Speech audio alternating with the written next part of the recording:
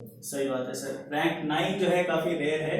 876 तक बहुतों की आती है, बट 9 बहुत कम की आती है। मतलब अगर जैसे 4404 बच्चों ने पेपर दिया है, सिर्फ एक बच्चा है जिसकी 9 रैंक आई हुई है।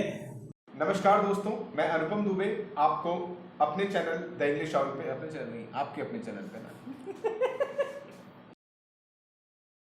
नमस्कार दोस्तों, आपका स्वागत है आपके अपने चैनल द इंग्लिश आवर पे। आज हमारे साथ मुकेश जी बैठे हुए हैं, जिन्होंने हाल ही में डिक्लेयर हुए आईपीयू की रिजल्ट में बीएड में ऑल इंडिया रैंक 9 लेकर के आए हैं। आप पहले से इनको जानते होंगे, इनकी काफी वीडियोस आपने देखी होंगी।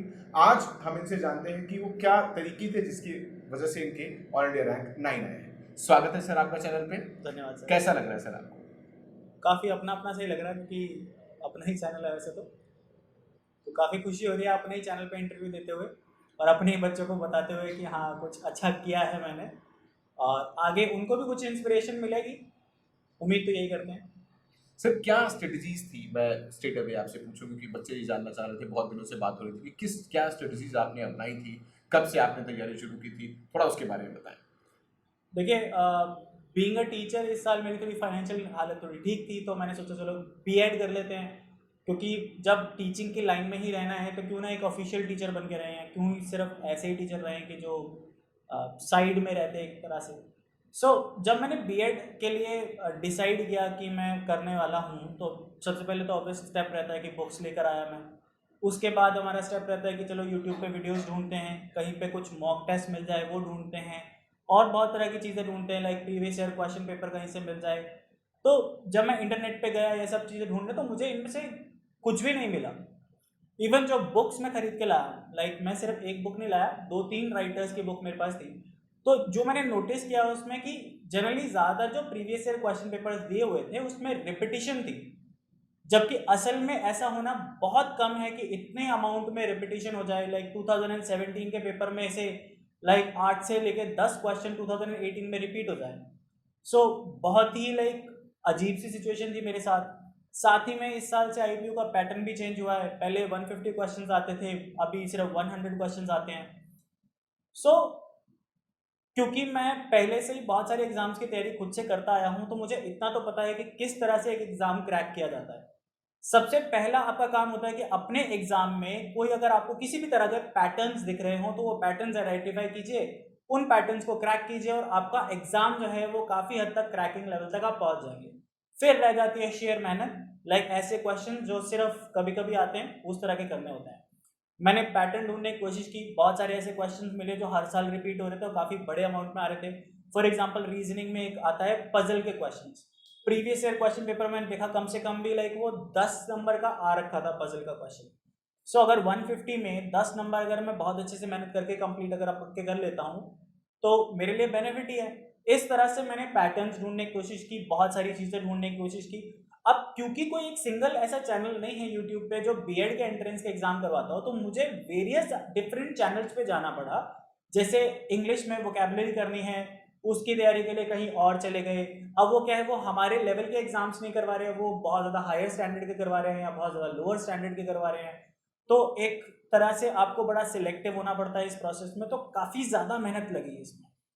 बट आई एम सेटिस्फाइड कि एटलीस्ट फाइनल जो रिजल्ट आया वो थोड़ा अच्छा था। सर इसमें मैं जानना चाह रहा हूँ और जो हमारे स्टूडेंट्स हैं वो भी जानना चाह रहे थे, क्या सेक्शंस होते हैं, क्या हमें तरीका अपनाना चाहिए और कब से बीएड की तैयारी स्टार्ट करनी चाहिए? और सर मैं ये भी जानना चाहता हूँ कि आपका आईपीयू बीएड में ये रैंक आया हुआ है, डीयू बीएड हो गया या जो स्टेट यूनिवर्सिटीज के जो बीएड होते हैं उसके लिए क्या तरीके और कब से हमें तैयारी स्टार्ट करनी चाहिए?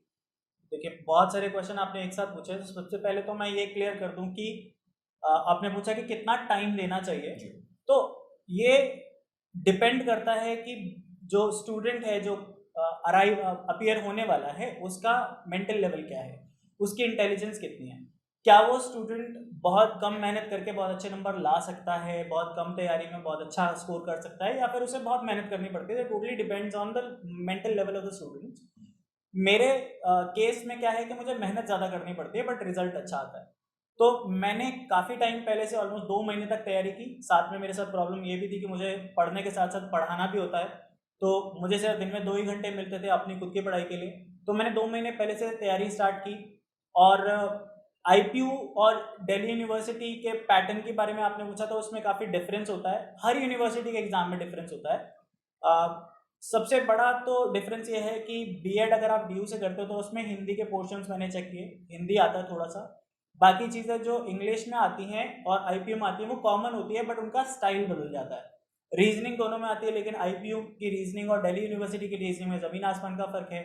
दिल्ली यूनिवर्सिटी में आपको मैथ्स एंड कैलकुलेशन से रिलेटेड रीजनिंग मिलेगी, यहाँ पे आपको जो पर्टिकुलरली वर्बल रीजनिंग कहलाई जाती है वो मिलेगी।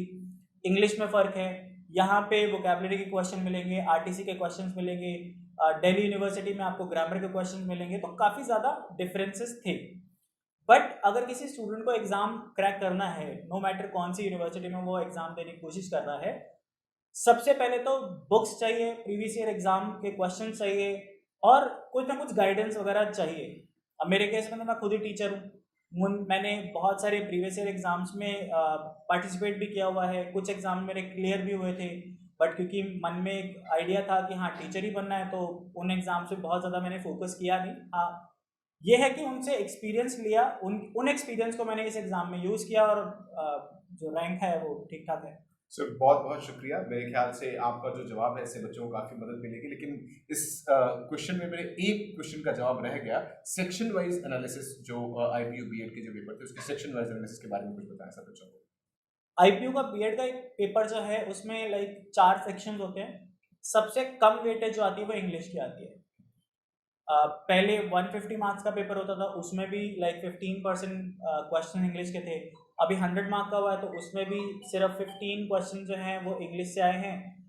बाकी के सबसे ज़्यादा वेटेज जिस चीज़ का है वो है रीजनिंग, क्योंकि रीजनिंग में ये लोग क्या कह रहे हैं कि लाइक रीजनिंग, वर्बल रीजनिंग और मेंटल मैथ्स है, वो दोनों बिल्कुल सिमिलर टाइप ऑफ क्वेश्चन होंगे, आप डिफ्रेंशिएट नहीं कर पाओगे, दोनों का कंबाइंड 40% आता है। तो कम से कम भी 40 क्वेश्चन मेंटल एबिलिटी और रीजनिंग की आई। कुछ एक सेक्शन ऑलमोस्ट 20 क्वेश्चन आए थे टीचिंग एप्टीट्यूड से, एंड बाकी आया था हमारा जीके का। सर बच्चों को एक बार बताएंगे अपना जो सर जो एजुकेशनल क्वालिफिकेशन रही है, जो आप हमें पता है कि काफ़ी अच्छे स्कॉलर रहे हैं, तो थोड़ा सा एक्सपीरियंस शेयर करें आप अपना जो प्रीवियस एकेडमिक क्वालिफिकेशन है उसके बारे में।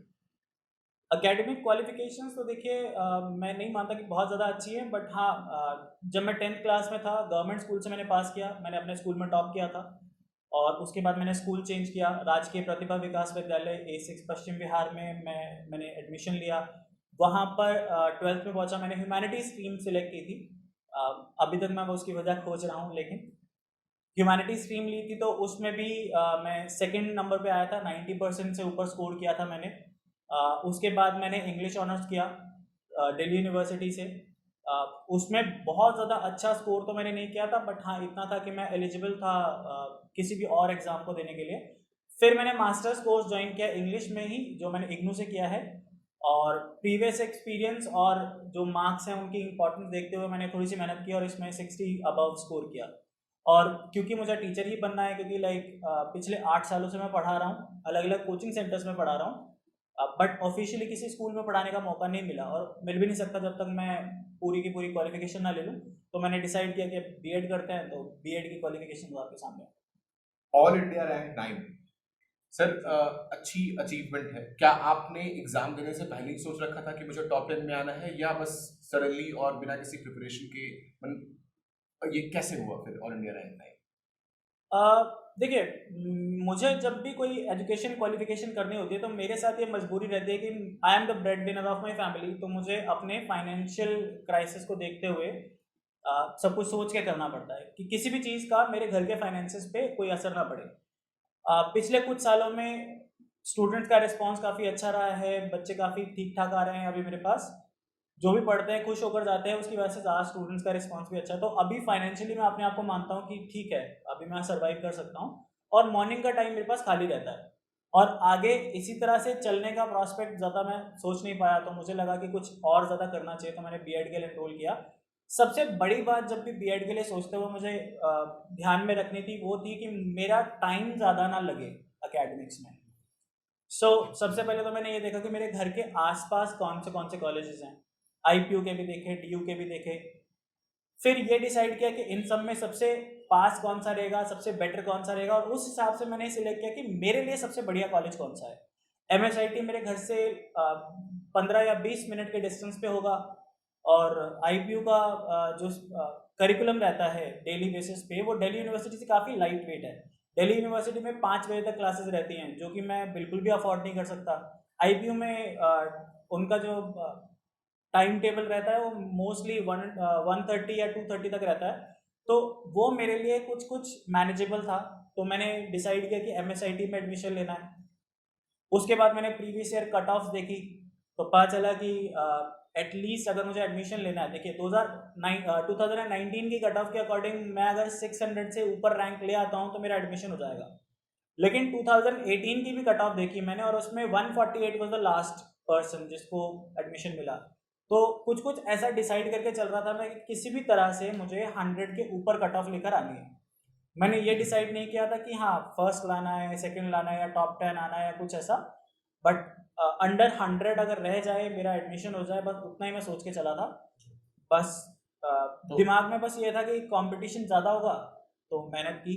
अब शॉर्ट्स में ये निकालूं कि आपने टॉप कॉलेज में एडमिशन लेने का प्लान किया था, रैंक नहीं सोचा था, ये तो जी। एक अनप्लान्ड था जो आ गया आपके साथ। बिल्कुल जी। जी सर। इसमें सर मैं एक चीज और जानना चाहता हूँ, जैसे मैंने पिछले पूछा था कि कितने समय से तैयारी करनी चाहिए बच्चों को। इस सिलसिले में मैं ये जानना चाहता हूँ कि किन किन चैनल से आपने तैयारी की, या दूसरा इसमें एक चीज क्वेश्चन मेरा ये भी है कि आप पढ़ाते भी थे और पढ़ते भी थे, तो दोनों चीजों के जगलिंग फेज में कैसे मैनेज किया आपने? देखिए जगलिंग के बहुत ज़्यादा जगलिंग तो नहीं था, क्योंकि मुझे पता है कि मैं कौन से सब्जेक्ट्स पढ़ाता हूँ। तो जो सब्जेक्ट मैं पढ़ाता हूँ उसमें तो मुझे पता है कि हाँ शॉर्ट इस सब्जेक्ट में मुझे बहुत ज़्यादा मेहनत की ज़रूरत नहीं है, क्विक रिवीजन से मेरा काम हो जाएगा। जो सब्जेक्ट मैं नहीं पढ़ाता हूँ उनमें मुझे देखने की ज़रूरत है। जैसे मैं बता चुका हूँ मैं ह्यूमैनिटीज़ का स्टूडेंट हूँ, तो रीजनिंग, मैथ्स, ये सब चीज़ों में मुझे मेहनत की ज़रूरत थी। टीचिंग एप्टीट्यूड बिल्कुल ही नया सब्जेक्ट था, जो पहले हम टीचिंग करते आए हैं लेकिन उसे एज ए सब्जेक्ट कभी नहीं पढ़ा। बहुत ज़्यादा सब्जेक्टिव क्वेश्चंस थे, बहुत ज़्यादा ट्रिकी क्वेश्चन थे, एक ही तरह के क्वेश्चन के 2-3 आंसर्स हो सकते थे, तो उसमें बहुत ज़्यादा मेहनत लगी।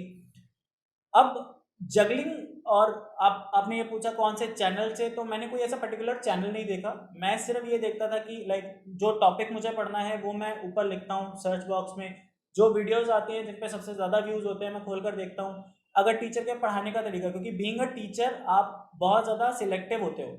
जो टीचर मुझे लगा कि हाँ ये इस कंटेंट के लिए अच्छे हैं, क्योंकि हर टीचर हर सब्जेक्ट अच्छा नहीं पढ़ाता। अगर कोई टीचर अपने आप को कहता है कि हाँ मैं जीके पढ़ाता हूँ, तो उसमें भी वो हर सब्जेक्ट नहीं पढ़ा सकता।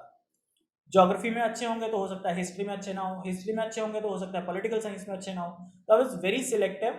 मैंने टॉपिक वाइज अलग अलग चैनल्स पे गया, इंग्लिश के लिए बहुत सारे टॉपिक्स के लिए अलग अलग चैनल्स पे गया, बहुत सारे पॉपुलर चैनल्स हैं, और कभी भी मैंने ये नहीं देखा कि कौन सा चैनल है क्या है, मैं हमेशा टॉपिक वाइज गया हूँ। ठीक है सर। एक चीज मैं और पूछना चाहता हूँ आपसे, आप जो बच्चे बीएड के लिए प्रिपेयर कर रहे हैं 2021 में देना चाहते हैं, चाहे वो DU बीएड है, चाहे वो IPU बीएड है, या किसी भी स्टेट यूनिवर्सिटी का जो बीएड है, ऐसा देखने में आया कि कोई डेडिकेटेड चैनल नहीं है जो बीएड के लिए प्रिपेयर करा रहा है, कोई डेडिकेटेड ऑफलाइन कोचिंग नहीं है जो प्रिपेयर करा रहा है, तो आप उन बच्चों के लिए सर क्या मैसेज देना चाहेंगे? देखिए सभी स्टूडेंट्स को एक गाइडेंस की ज़रूरत तो होती है, खासकर इस तरह के एंट्रेंस एग्जाम में जहाँ पे आपके पास सिंगल चांस है, और अगर उस चांस में आप मेक और ब्रेक वाली सिचुएशन रहती है। अगर आप क्लैरिफाई कर जाते हैं तो बेस्ट, अदरवाइज आपका 1 साल खराब जाने वाली बात है, या फिर आप कोई नॉन केपेबल या कोई अनरिकॉग्नाइज्ड बहुत अच्छा कॉलेज ना हो, ऐसा हाँ, कहना या तो चाहते कॉलेज बेकार मिलेगा, या फिर हो सकता है आपको वो कोर्स ही ना मिले। फॉर एग्जांपल बहुत सारे ऐसे स्टूडेंट हैं जो बीएड के लिए सिर्फ दिल्ली यूनिवर्सिटी में अप्लाई करते हैं। हैं। मैंने जब दिल्ली यूनिवर्सिटी में अप्लाई करने का सोचा तो मैंने सबसे पहले देखा कॉलेजेस कितने हैं। कॉलेजेस हैं सिर्फ 3, उसमें से भी एक गर्ल्स कॉलेज है। जो 2 कॉलेज बचते हैं जहाँ पे मेल स्टूडेंट्स अलाउड हैं, उसमें से एक है जमुना पार्क, जो मेरे लिए तो बहुत ज़्यादा दूर है। दूसरा है university campus, north campus, centre of education, मेरे लिए वो भी बहुत ज़्यादा दूर था। तो ऐसी जगहों पे अप्लाई करने वाले स्टूडेंट्स के लिए बहुत ज़्यादा क्रिटिकल सिचुएशन होती है, उनको बहुत ज़्यादा मेहनत करके चलनी पड़ती है, क्योंकि उन्हें अंदाज़ा नहीं होता कि कितना अमाउंट ऑफ कंपटीशन वो झेलने वाले हैं, कितने स्टूडेंट्स हैं, कब से तैयारी कर रहे हैं। क्योंकि जब अभी बीएड का लिस्ट आई है, अभी रैंकिंग लिस्ट, उसमें बहुत सारे ऐसे स्टूडेंट हैं जो 40 ईयर्स के हैं, जो 28 ईयर्स के हैं, जो बहुत ज़्यादा बड़े बड़े हैं। मुझे ऐसा लगा था कि मैं तो चलो काफ़ी टाइम मैंने स्किप किया है, बहुत ज़्यादा क्वालिफिकेशन और ज़्यादा ध्यान दिया है, तो उसकी वजह से मैं बहुत बड़ा रहूँगा बाकी स्टूडेंट्स की वजह से, काफ़ी ज़्यादा एज मेरी ज़्यादा होगी। बट मैं हैरान था ये देख के कि ऐसे ऐसे स्टूडेंट भी हैं। और जब उन्होंने अपनी एज के ऐसी जगह पे ऐसे टाइम पर आकर उन्होंने अप्लाई किया होगा, तो ऑब्वियसली वो हो सकता है उनका पहला अटेम्प्ट ना हो सकता है उनका तीसरा अटेम्प्ट हो सकता है पहला ही अटेम्प्ट हो, लेकिन 6 महीने से तैयारी कर रहे हो। क्योंकि ऐसे स्टूडेंट जो 40 की एज के हैं या मान लो 30 की एज के भी हैं, वो इस समय पे कोई और कोर्स करके जस्ट फ्री नहीं हुए होंगे जैसे हमारे ज़्यादातर स्टूडेंट रहते हैं। तो उनके लिए कंपटीशन ज़्यादा है जो फ्रेशली ग्रेजुएशन करके निकले होते हैं। तो उन स्टूडेंट्स के लिए मैसेज तो मेरा यही है कि कहीं ना कहीं से एक गाइडेंस उनको चाहिए होगी। मॉक टेस्ट बहुत ज़्यादा ज़रूरी होते हैं, गाइडेंस बहुत ज़्यादा ज़रूरी होती है ऐसे स्टूडेंट्स के लिए। सर मेरा एक क्वेश्चन बड़ा स्पेसिफिक है आपके लिए, जैसा कि मैंने कहा कि बीएड के लिए कोई डेडिकेटेड ना तो चैनल है ना तो कोचिंग सेंटर है। जी आप जो बच्चे आईपीयू बीएड, डीयू बीएड या किसी भी पूरे इंडिया में, हमारे पूरे भारत देश में जो बच्चे बीएड के लिए अपीयर होना चाहते हो, क्योंकि बीएड एक कंपलसरी डिग्री है अगर आप स्कूल में पढ़ाना चाहते हो, जी और इसका बहुत अच्छा फ्यूचर प्रॉस्पेक्ट भी है क्योंकि टीचिंग के लिए बहुत कंपलसरी है बीएड।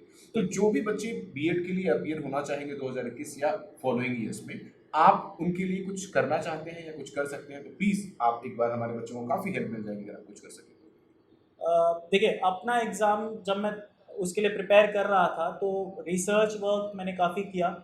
बहुत सारे क्वेश्चंस हैं, उनसे रिलेटेड क्वेश्चंस ढूंढे, बहुत सारी चीज़ें। और अगर आप चाहते हैं कि सच में ऐसे बच्चे जो गाइडेंस के लिए हमारे पास आते हैं, क्योंकि हमारे पास ऑलरेडी यूट्यूब चैनल है, बहुत सारे स्टूडेंट्स हमारे पास मिलते हैं जो बीएड के रैंकिंग के बारे में, कॉलेज के बारे में, कोर्सेज के बारे में एंड प्रिपरेशन के बारे में पूछते हैं। तो ऐसे स्टूडेंट अगर कुछ इंटरेस्टेड होते हैं हमारे पास, अगर इंक्वायरीज आती हैं हमारे पास, तो हो सकता है हम फ्यूचर में उन सब की रिकमेंडेशन के साथ एक कोर्स स्टार्ट करते हैं, शॉर्ट टर्म कोर्स या क्रैश कोर्स जिसे कहते हैं। क्योंकि मेरे पास ऑलरेडी सब कुछ रिसर्च पड़ा है, बस सिर्फ स्टूडेंट्स के अंदर वो अंडरस्टैंडिंग एक क्रिएट करने की ज़रूरत है कि क्या उन्हें चाहिए इस तरह के एग्ज़ाम को क्लियर करने के लिए, और कितनी रैंक वो सोच रहे हैं उसके लिए कितनी मेहनत उनको लगेगी, और किस डायरेक्शन में वो मेहनत होनी चाहिए। तो दोस्तों देखा, इस तरह से हमने मुकेश सर का एक इंटरव्यू लिया जिसमें वो किस तरह से उन्होंने ऑल इंडिया रैंक 9 अचीव किया आईपीयू सेट बीएड में। मुझे उम्मीद है कि ये वीडियो आपके लिए काफी हेल्पफुल होगी, जो कहीं भी जिस भी स्टेट में, जिस भी आप रीजन में रहते हो, बीएड की तैयारी करते हैं, आप प्लीज इस चैनल से जुड़े और मुकेश सर के साथ आप संपर्क करके अगर बीएड की तैयारी कर रहे हैं तो आप अपनी तैयारी में चार चांद लगा सकते हैं।